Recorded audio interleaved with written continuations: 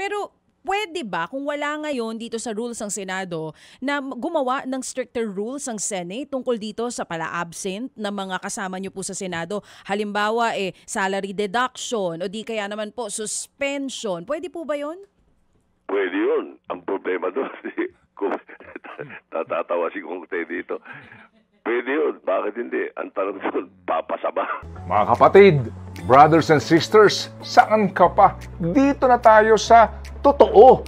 Dito na tayo sa True FM. Mga kapatid, mag-subscribe and follow po kayo sa social media accounts ng True Network PH. Yan po kami. Hanapin nyo lang True Network PH, Facebook, Instagram, YouTube, TikTok, and podcast.